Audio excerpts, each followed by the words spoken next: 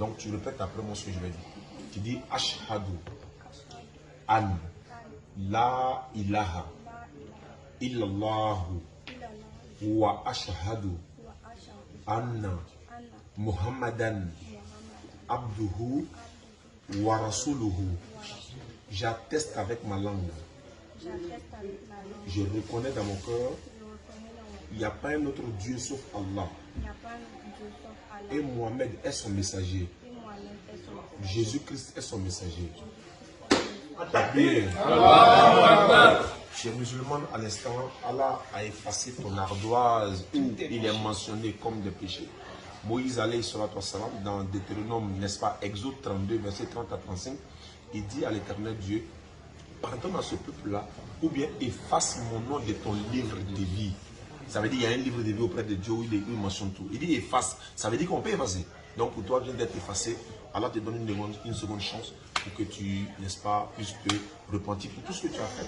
Lui, il ne calcule pas l'excès du péché, il te donne une seconde chance à chaque fois. C'est-à-dire que quelqu'un va obéir à Satan pendant 100 ans. Quand tu désobéis à Satan, une seule fois il te détruit. Mais quand tu désobéis à Allah pendant 100 ans, tu as fait des crimes pendant 100 ans, tu as commis des péchés pendant 100 ans, le seul jour où tu décides de te repentir, venir à Allah, il efface tout ton péché. Voici un peu la Takbir. J'ajouterai que Oui, papa. j'atteste encore Naam. qu'en tant qu'ancien pasteur, Ancien pasteur. tu es venu dans une maison Allah. où nous-mêmes nous ne te dirons rien. Allah Akbar. Mais le Seigneur lui-même va attester ce que tu viens de faire. Allah Akbar. Pour te rassurer que Oui. ce n'est pas de l'amusement, Non. ce n'est pas le nombre qu'on veut, Oui. mais c'est parce que Dieu veut te compter parmi les gens du paradis. Takbir. Donc, On prend la bénédiction ensemble. Ok, alhamdoulilah, merci beaucoup ma soeur. Moi, je suis déjà rassasié corporellement et puis on va dire spirituellement aussi, je suis rassasié parce qu'Allah vient de nous donner encore un plus beau cadeau. Non.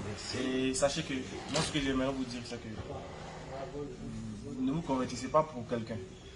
Ne cherchez pas à faire plaisir aux gens. Parce que d'ailleurs, l'homme n'est jamais satisfait. Voilà, il faut chercher à faire plaisir à Dieu. Parce que c'est vers lui que vous allez retourner après. C'est vers lui qu'au final, nous tous nous allons retourner. Et lorsque le moment va arriver, chacun sera seul dans sa tombe. Est-ce que vous comprenez? Donc soyez sincères dans le choix que vous venez de faire. Ne cherchez plus maintenant à faire plaisir aux gens, mais à faire plaisir à votre Seigneur. Alors ce qui déshonore l'islam, ce qui n'est pas de l'islam, ne vous mettez pas dedans.